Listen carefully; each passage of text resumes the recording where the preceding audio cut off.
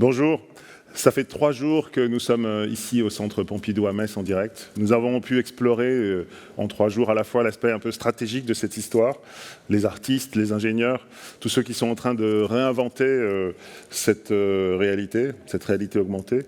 Aujourd'hui, on va faire à la fois une synthèse et puis on va essayer de se projeter ensemble avec plusieurs invités qui vont défiler avec nous pendant les 4 heures. Ce sont des gens qui ont participé à cette histoire ou sont en train d'en dessiner les nouvelles lignes, puisqu'on parle de perspectives, qui vont nous aider à changer de perspective. On va aborder avec une assez grande vitesse, mais parce qu'on veut établir le décor de ce qui va se passer, à la fois la question de l'environnement durable, de l'écologie, d'un monde inclusif. On va reparler du jeu vidéo qui est un peu la racine de cette histoire, qui en est en tout cas aujourd'hui le symbole le plus fort, du monde des avatars, du métaverse, de la musique, de la NFT et des blockchains, de la plateforme immersive, et puis on terminera sur à la fois la création immersive et puis le mot dont tout le monde a parlé ici, qui est le métaverse. Donc ça va être très riche, très dense. On a cherché à avoir beaucoup de rythme, et c'est pour ça que Clara Schmelk nous rejoint. Clara est philosophe et aussi a une réflexion en tant que journaliste et en tant qu'actrice du système des médias, notamment à l'université à Sciences Po Strasbourg. Et puis on est rejoint aujourd'hui par Yacine Aït-Kassi, pardon, parce que j'ai en tête ton acronyme, si j'ose dire, qui est YAC, ouais. Qui est à la fois quelqu'un qui est un pionnier, qui a inventé beaucoup de choses dans lesquelles on vit aujourd'hui en termes artistiques, et puis aussi quelqu'un d'engagé à travers la fondation Helix. Est-ce que tu peux nous raconter un peu ton cheminement, Yacine? Je vais le faire très rapidement parce que c'est une histoire effectivement qui accompagne celle du digital depuis la fin des années 90 jusqu'à aujourd'hui, où en fait j'ai eu la chance de croiser un petit peu toutes les phases, l'émergence du digital, ce qu'on appelait à l'époque le multimédia, les CD-ROM culturels, et puis après l'art digital et une expérience d'une dizaine d'années qui s'appelait Electronic Shadow, avec des installations interactives, immersives, des spectacles qui intégraient de l'image. Et en 2011, effectivement, une réflexion sur la façon dont le digital était en train d'entrer dans la vie des gens, et qu'on n'était plus dans la prospective, l'émergence des réseaux sociaux et la création d'un média original qui était un dessin, donc ce personnage Helix, qui est devenu 5 ans plus tard le premier et unique à ce jour ambassadeur virtuel des Nations Unies, et qui est devenu aussi un média pour à la fois sensibiliser et faire le plaidoyer des objectifs de développement durable. Donc voilà, ça c'est un résumé très rapide. Extrêmement rapide. On peut regarder un peu qui est Helix. Je crois qu'il y a une petite vidéo que tu nous as amenée. Je crois que c'est à moi d'appuyer, non? C'est toi qui appuies? Ouais. Ouais, slide. Slide, bon, allez. PPT, hop.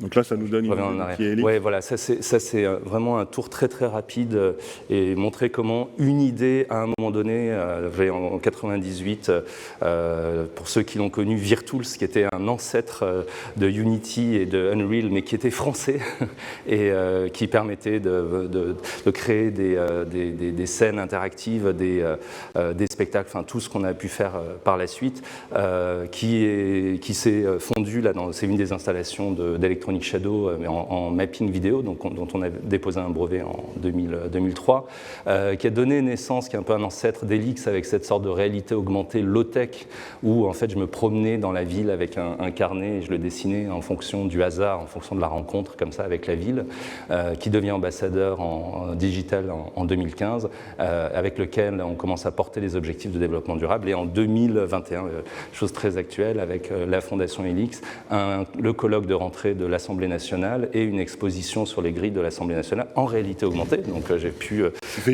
Tu joins l'acte à l'engagement, c'est-à-dire qu'à chaque fois tu fais quelque chose d'électronique. On a un slogan à la Fondation, c'est tout est lié. En fait, toutes les dimensions sont interconnectées et effectivement, à un moment donné, on ne peut pas juste penser le monde sans avoir une façon, et je pense que c'est ce qu'on attend aussi des artistes, c'est de pouvoir nous montrer les possibles, de pouvoir démontrer un monde qui n'est pas encore là. Là, ce qu'on voit, par exemple, exemple, en 2003, tout à gauche, c'est vraiment le premier mapping vidéo qui nous a valu le Grand Prix de Japan Media Art Festival, un prix Ars Electronica. La regrettée Nasia. Et Nasia, absolument, avec qui j'ai créé avec qui on a créé ce duo et avec qui on a travaillé pendant plus de 10 ans, et qui, en fait, de fil en aiguille, m'a amené à cette position aujourd'hui qui est entre vraiment la création et l'engagement, mais au sens aussi du lobbying, du plaidoyer, de la sensibilisation des publics autour de cette idée. Voilà, c'était la naissance d'Helix, c'est ce que je qualifiais de réalité augmentée low-tech. Le moment où il devient un peu une star sur les réseaux sociaux, parce que cette photo... C'était le tout début d'Instagram. Hein. C'était vraiment les débuts d'Instagram sous l'ère Facebook, et pendant 6 mois, il a été la photo la plus likée du réseau social, donc ça donnait vraiment un énorme focus, parce que l'idée c'était qu'avec un langage non verbal, on va pouvoir toucher finalement n'importe qui sur la planète. Helix, il partage avec nous, avec n'importe quel habitant de la planète, quelques traits communs. D'abord, c'est un dessin. Tout le monde comprend le dessin et tout le monde a dessiné. Ce qui nous renvoie à l'enfance, parce que chacun d'entre nous a un bouton un peu magique sur lequel on appuie et qui fait qu'on est émerveillé, même si on est le dernier des cyniques.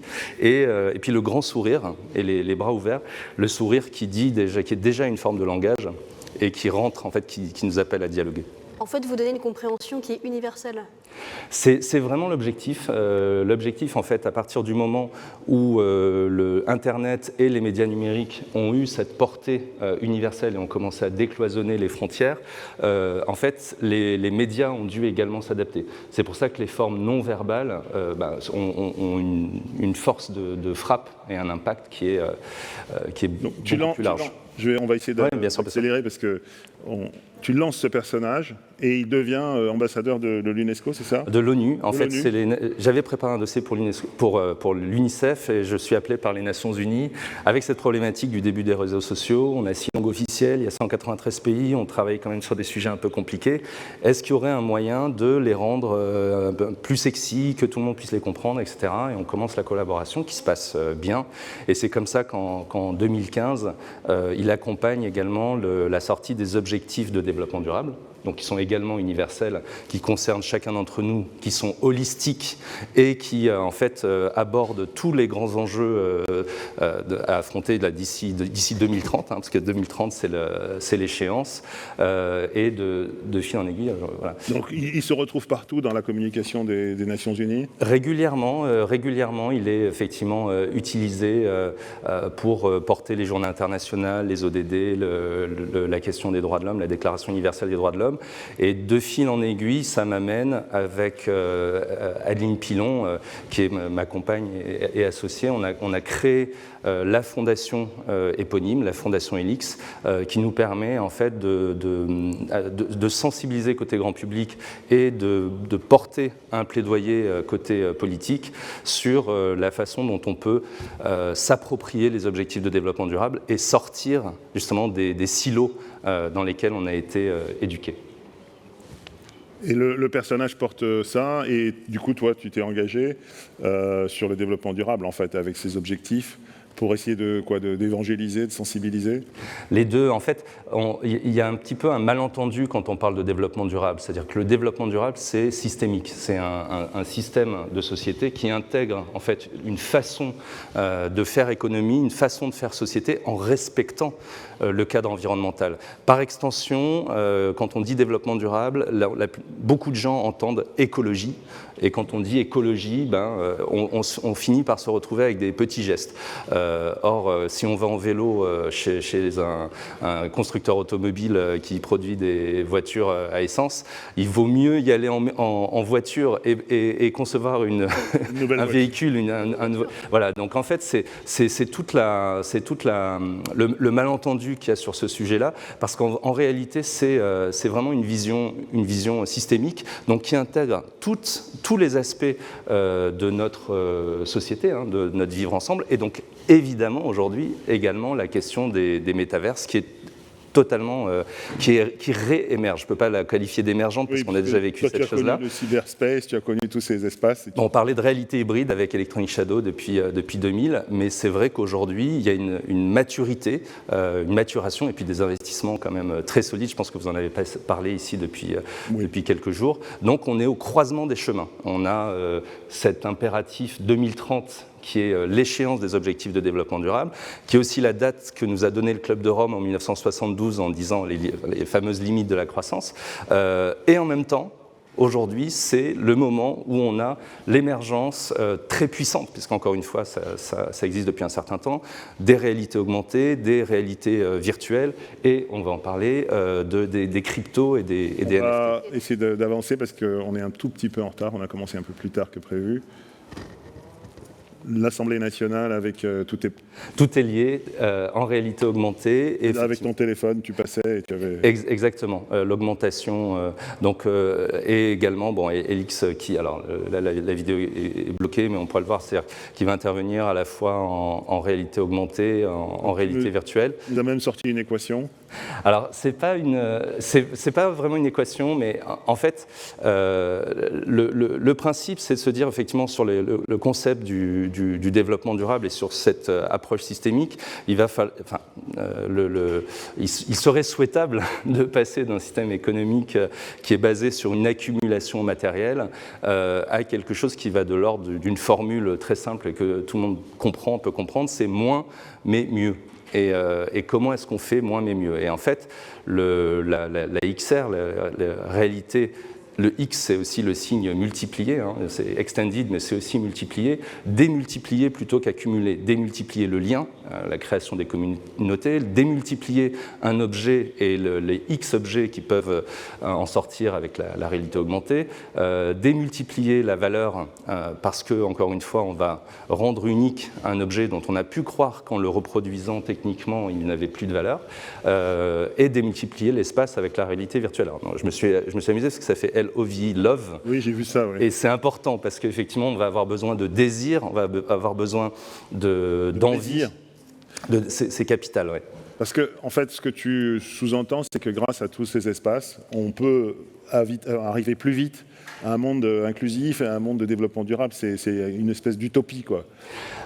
En fait, je ne sais pas si c'est une utopie, je pense effectivement que l'urgence est absolue et on a des grands mouvements de société, des grands mouvements générationnels, des manifestations sur le climat. Enfin, il y a une prise de conscience qui a augmenté, chez les jeunes, notamment chez les jeunes, exactement, qui sont aussi les générations qui sont en train de s'approprier les technologies et pour qui, finalement, un objet virtuel a autant, voire plus de valeur que son équivalent réel.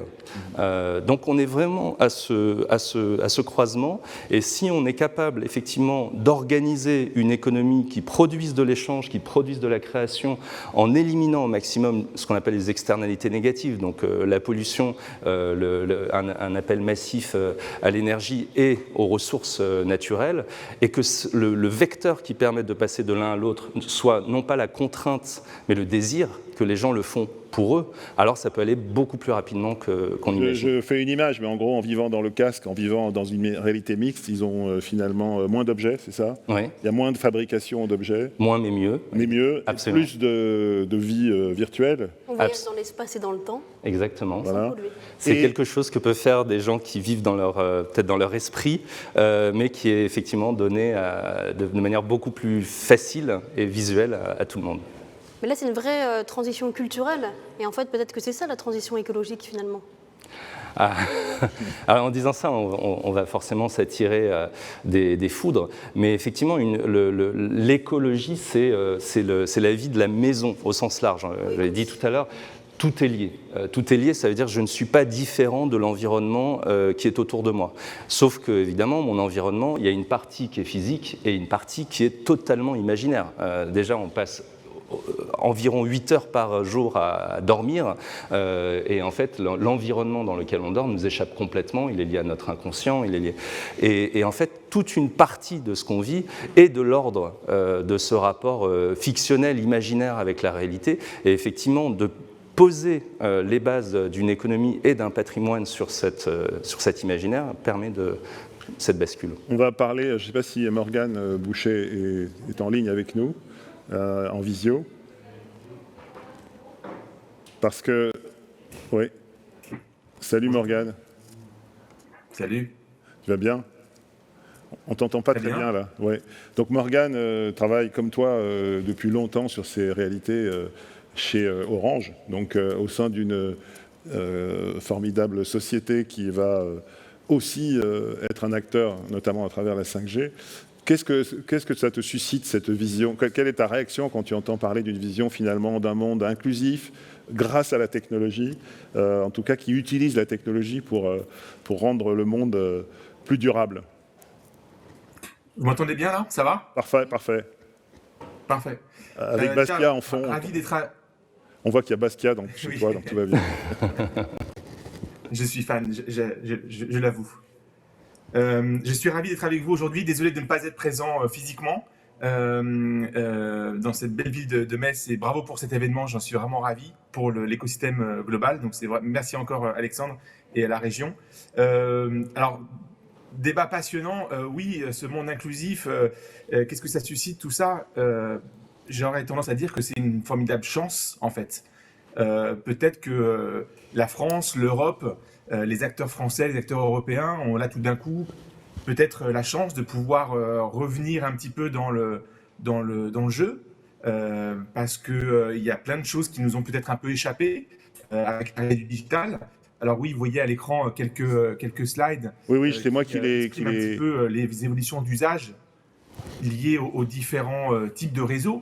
Et ce qu'on a vu, nous, en tant qu'opérateur Orange, c'est qu'à chaque période et à chaque nouveau réseau, on a vu apparaître des nouveaux types d'usages. Alors, il y a des usages qu'on arrive un petit peu à prédire, et puis il y en a une grande partie qui viennent aussi avec la consommation des utilisateurs, et on apprend aussi en marchant avec les consommations, et on analyse ce que font les consommateurs. Et là, justement, je t'interromps. Entre le passage à la 3G et la... Pardon, on va essayer d'utiliser les slides comme support, mais pour aussi poser des questions. La 5G, on voit bien que ça provoque des réactions, on va dire, diverses. Tout le monde n'est pas forcément fasciné par cette transformation technologique, il y a des vraies craintes. Comment faire pour que, comme le dit Yacine, ça soit aussi perçu positivement? Parce que les opérateurs ont tendance à défendre ce que tu défends, mais il y a beaucoup d'éléments dans la société qui sont sceptiques, on va dire. Comment faire pour montrer les bénéfices? De moins en moins, parce que les bénéfices font que les gens comprennent. Je mets de côté tous les débats un peu étranges qu'on a pu entendre, mais les bénéfices de la 5G, ils sont au niveau des usages, au niveau de la consommation. La 5G est plus intelligente, c'est-à-dire qu'elle sait orienter ses fréquences en fonction de l'usage des personnes. Donc on voit des vrais bénéfices à tout niveau. Au-delà du débit, qui est juste un élément essentiel. Tu veux réagir? Oui, en fait, je pense que ce qui s'est passé, c'est que quand la 5G a été proposée, il y a effectivement une partie de la population qui l'a juste comparée à la 4G, donc qui a imaginé une sorte d'équivalence. Et effectivement, c'est très important de porter la vision et l'histoire qui va avec la puissance des réseaux du cloud, non pas pour superposer à ce qu'on a déjà, mais pour transformer ce qui existe. Et le pouvoir transformateur est hyper important, parce que c'est ça qui permet aussi d'offrir une perspective. Je vais continuer, Morgane. On va passer assez vite sur les slides. Donc en termes d'usage, on voit que ça va toucher différents types d'industries. Alors, on voit que beaucoup dans le secteur entreprise, bien évidemment. Donc, on accompagne l'écosystème de start-up de ces différents domaines, mais aussi nos clients entreprises qui viennent nous contacter pour les accompagner et les préparer à cette future révolution. Donc, vous voyez un petit peu différents domaines qui sont touchés. On en a beaucoup parlé. Autour du technicien augmenté dans certains domaines d'activité, notamment au port d'Anvers, on a fait des choses pour des clients, pour des techniciens augmentés. Donc voilà, il se passe beaucoup de choses, et ça, c'est la 5G qui vient aussi accompagner ça, pour le débit et la latence, mais aussi pour, à terme, on en parlera plus tard, le fait de déporter le processing et de mettre tout ce processing dans le cloud, qui permettra d'avoir des choses qui ressemblent à des lunettes et pas à des casques très volumineux et très coûteux. On accompagne du coup cet écosystème dans différents domaines. Et sur la slide suivante, Voilà, on voit ce qui se passe. voilà, on les accompagne avec une plateforme qui est nos 5G Labs, qui viennent accueillir les startups pour pouvoir processer et étudier et tester des use cases et différents types de schémas business et d'usage avec les startups au sein des 5G Labs. On va aller très très vite parce bac à sable dans lequel qu'on est en retard. Pardon, on reparlera plus tard du cloud. On a un autre témoignage, puisque toi tu as fait un musée virtuel tout de suite.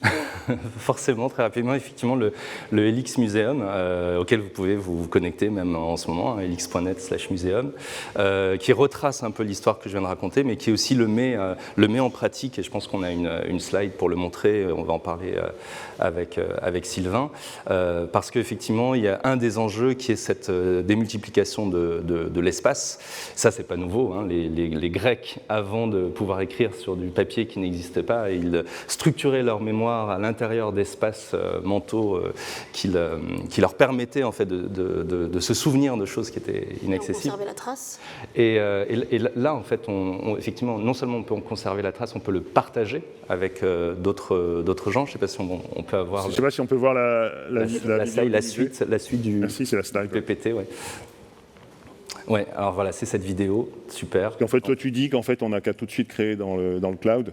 Comme ça simplifie encore plus. Je pense qu'effectivement, il y a une partie de ce qu'on possède chez soi qui est proprement inutile et qu'on peut créer ces espaces mentaux. Bon, là, c'est un projet artistique, mais je pense que tout un chacun pourrait posséder effectivement ou avoir accès à un espace qui lui est très personnel et qui lui permet à la fois de conserver ce qui est important, de ne pas garder les objets comme support transactionnel de cette mémoire, mais de le dématérialiser et de pouvoir le partager avec d'autres. Donc là, effectivement, on est Donc là, tu pourrais nous inviter à aller voir ton musée, on se retrouverait là-bas. Exactement. Donc c'est pour ça qu'en fait, tu crois au métavers, c'est-à-dire c'est une métaphore quelque part aussi, pour dire que la création, une grande partie va se vivre comme tu le fais, quoi. Va s'expérimenter exactement. Et on l'a fait déjà, hein, puisqu'on a déjà fait des rencontres, des interviews avec des gens qui étaient à Seattle, qui étaient en Californie, au Canada. Et en fait,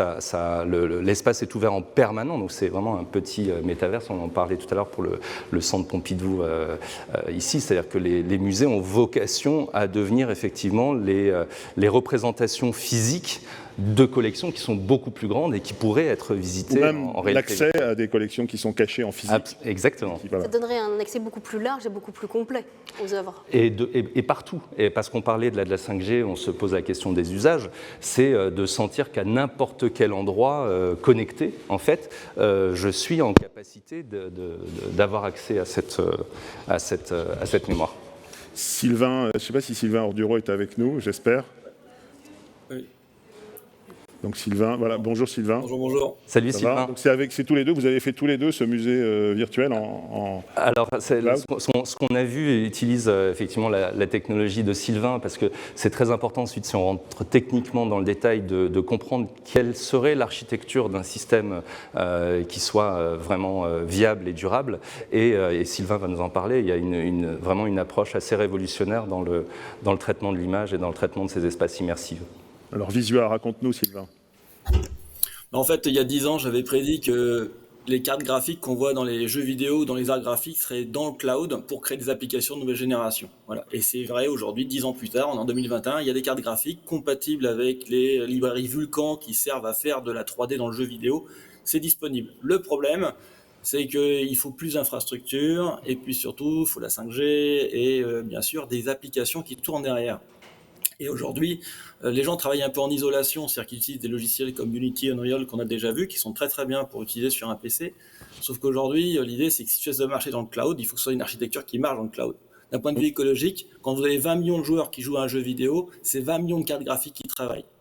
Donc si vous fabriquez une plateforme qui permet d'avoir que 2000 cartes graphiques pour ces 20 millions de joueurs, là vous faites un vrai gain. Mais pour le faire, il faut une architecture. Et cette architecture, elle ne peut pas fonctionner avec des logiciels qui ont été imaginés il y a 15 ans, parce qu'ils n'ont pas été faits pour ça. Donc nous, on a créé une plateforme qui permet justement de faire de la 3D dans le cloud, mais aussi de mettre des IA à l'intérieur, de mettre de la blockchain, de tout ce qu'on veut. Et notamment, si vous prenez les musées, par exemple, vous allez pouvoir créer un actif numérique. Walid Ben Youssef pourra vous en parler. Donc, vous avez l'actif physique et puis l'actif numérique, et vous l'avez dans le cloud. Il n'y a pas de bouton download, il n'y a pas de bouton sauvegarde, il n'y a pas de bouton de compilation. Vous voyez, donc c'est une architecture qui est complètement souple, alors que d'habitude, vous créez votre monde dans votre PC, vous le mettez ensuite dans le cloud, et quand vous avez une mise à jour à faire, il faut recommencer. Et là, tout fonctionne en live, c'est-à-dire que vous pouvez prendre votre casque réalité virtuelle, ou votre ordinateur, votre tablette, vous êtes dans l'instant. Voilà. Et tout le monde Ça fonctionne déjà? C'est ce qu'on a vu là dans la vidéo. C'est ce qu'on a vu. La vidéo qu'on a vue précédemment. Avec de la 5G, j'arrive et je me connecte. J'ai besoin d'un casque, d'un téléphone. Le calcul ne se fait pas dans le casque, ne se fait pas dans l'ordinateur. Il est complètement délocalisé. Donc, ce qui permet de centraliser aussi l'endroit où on va produire de l'énergie, de savoir ce qu'on en fait. Ce qui permet aussi d'avoir une vision souveraine du cloud, parce qu'on décide physiquement dans quel pays on le met et sous quelle loi. Et on voit bien que ces différentes briques, c'est ce qui nous permet aussi d'imaginer un monde plus inclusif, plus métaverse et meilleur. Un monde, effectivement, sur lequel on peut se pencher du point de vue de la gouvernance et ne pas uniquement être dépendant de plateformes pour lesquelles, finalement, les conditions d'utilisation vont devenir la nouvelle loi. Donc Visua, en fait, c'est une des architectures qui est en train de se déployer. 3Dverse, absolument. 3Dverse. 3Dverse, qu'on voit dans la petite vidéo précédente. Si on imagine effectivement une brique comme 3Dverse, un cloud et du haut débit, donc un réseau accessible à tout le monde de manière puissante, en fait, on voit qu'avec cette architecture, on va pouvoir commencer à remplacer et basculer dans un autre système. Si on lui ajoute en plus, et il parlait, et c'est très important, des actifs numériques, on va sans doute en reparler avec la question des NFT, voilà. Et ben là, en fait, on commence à faire écologie, en tout cas économie, écosystème, absolument. Et logie, puisque tout est lié. Et tout est lié. Exactement. Et là du coup, on commence à interroger... La loi, le logos. Exactement. Mais là, on commence à interroger également la puissance publique, de se dire, en tant que pays, puisqu'on a tous ces acteurs, hein, les choses dont on parle, on a tout ça en France, quelle est notre réponse aux enjeux numériques de maintenant et aux enjeux écologiques qui ont déjà commencé? Il y a un enjeu de souveraineté assez fort. Ouais. Et qui est capital, absolument. Ça veut dire qu'en fait, c'est dans le cloud, mais quelque part chez nous. Enfin, c'est dans le cloud et chez nous. Exactement. Et c'est ta création ou tes créations. Ou d'Ubisoft, ou en tout cas de tous les acteurs. Et franchement, ils sont nombreux sur nos territoires dans toute l'Europe. Je ne sais pas si tu as vu hier l'entretien que nous a accordé Marc Petit, qui parle de la fondation d'un métaverse ouvert. Est-ce que c'est cette définition-là? Alors, le métaverse ouvert, on va effectivement avoir besoin de poser la question au niveau supranational, c'est-à-dire effectivement une assemblée générale des Nations Unies qui potentiellement pourrait se faire sur les métaverses, sur lequel tous les pays pourraient avoir une voix au chapitre, parce que si on parle d'inclusion, il y a aussi la solidarité internationale, parce que c'est une question effectivement de gouvernance internationale. C'était exactement d'ailleurs ce qu'il disait, hein, c'est-à-dire qu'il disait que le gouvernement coréen a commencé à avoir des lois qui interdisent les plateformes commerciales d'avoir des app stores, enfin des stores fermés, et il pensait qu'à partir du moment où le gouvernement coréen le fait, ça va entraîner en chaîne d'autres gouvernements qui vont... donc il y a un besoin de régulation nationale, international. En fait, c'est le nouvel Internet immersif. On veut essayer d'éviter les erreurs qu'on a fait la première fois. Effectivement, on a eu 20 ans, 25 ans de digital. Pour moi, la grosse gueule de bois, c'est la prise du Capitole par le QAnon, hein, comment les fake news deviennent de la réalité. Et dès le lendemain, hein, je pense que c'était l'événement fondateur, dès le lendemain, Twitter, Facebook, etc., des réactions en chaîne qui font qu'on a envie d'éviter ça parce qu'on sait que ça peut aller très très loin. Tu vas rester avec nous sur la deuxième partie quand on parlera de jeux vidéo, mais ce qui me frappe, et on l'a entendu toute la semaine dans le kiff, c'est cette relation entre des créatifs et des ingénieurs et des gens qui ont notamment un background dans le jeu vidéo, qui ont travaillé à Montréal. Comment est-ce que vous vous êtes rencontrés dans le cloud ou dans un cocktail ou dans un dîner? Sylvain, ça fait très longtemps qu'on se connaît parce qu'il a toujours développé des technologies extrêmement innovantes et notamment dans tout ce qui est réalité augmentée et comment est-ce qu'on pouvait voir à l'intérieur des objets. Et c'est dans ce cadre-là qu'on s'est rencontrés dans une de mes vies précédentes. Et en fait, ce qui se passe aujourd'hui, là, 2021, encore une fois, c'est pas une émergence, c'est une réémergence. On est en train de faire ressortir quelque chose qui était arrivé à maturité et on est un certain nombre d'acteurs, voilà, vous voyez, on n'est plus tout jeune, hein, mais la jeunesse de l'esprit. On ressort la tête de se dire voilà, c'est le moment, donc on est au rendez-vous. Merci Sylvain, merci Morgane. Je suis désolé, on est un peu en retard, donc on va essayer de rattraper le temps. Merci de nous avoir accompagnés.